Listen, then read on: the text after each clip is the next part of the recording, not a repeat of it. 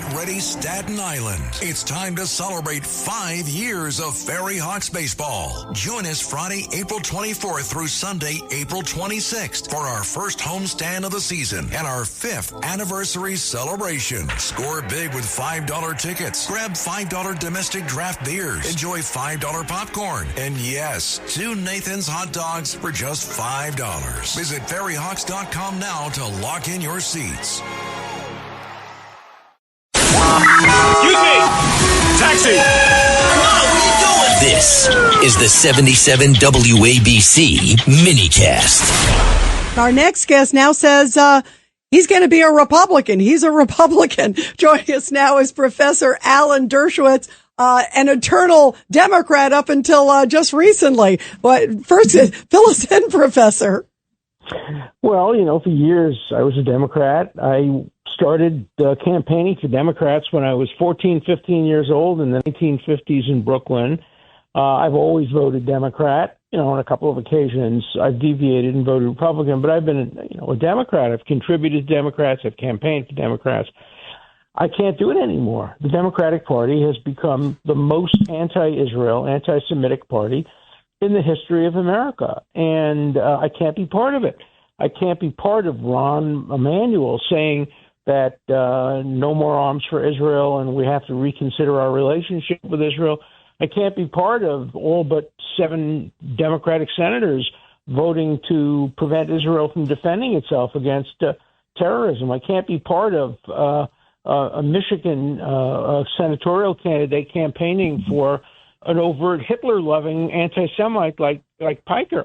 I can't be part of a party that just elected to the Congress a congresswoman from New Jersey who's virulently anti-Israel. That's not who I am, and I can't be part of a party that doesn't represent me, my people.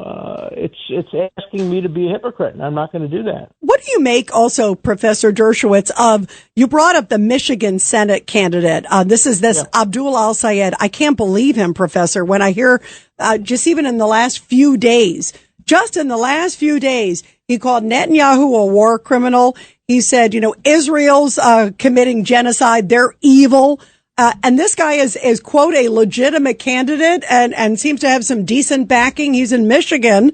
But it's shocking. He's not backing away from it. He's doubling and he's tripling down. What does this say to you? He's campaigning with Hitler.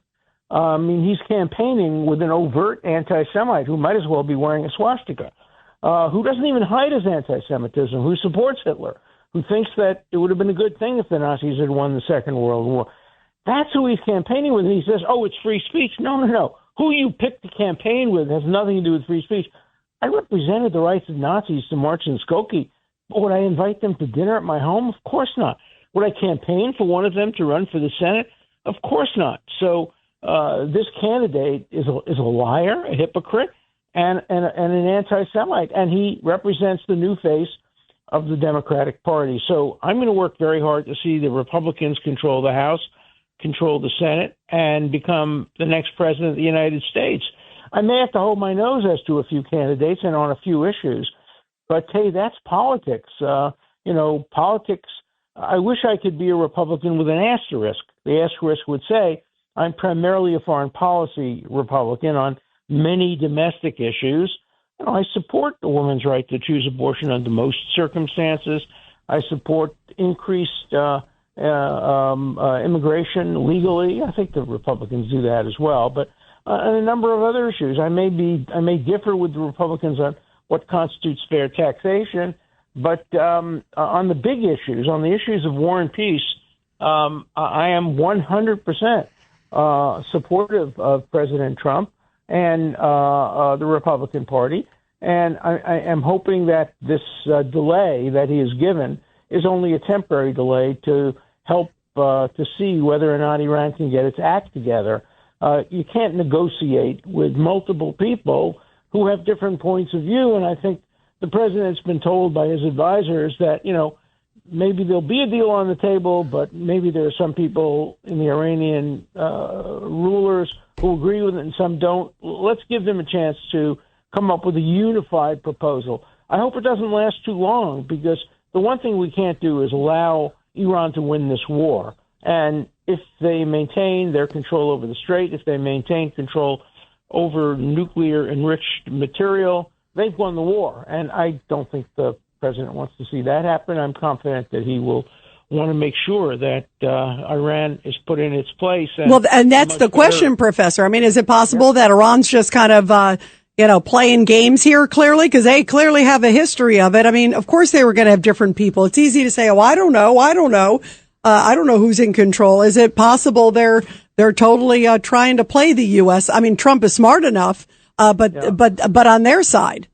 It's not only possible, it's certain that that's what they're doing. And they understand the American political system. They know that the midterms are coming up, and they know that the polls show that most Americans want us to end this war, but they want us to end it with victory. They want us to end it without Iran having the potential for a nuclear arsenal. And so I think Iran is playing the American political game and trying to send a message to Trump. You want us to help you get Republicans elected? Fine, give us time and don't start the war again. And, we'll make a deal. Maybe it'll be a little better than the Iran deal that was made by President Obama, so you can brag that you're better than Obama. That's what I think they're doing now. Whether or not President Trump, Vice President Vance, Rubio, and the others will allow them to get away with it, I hope not.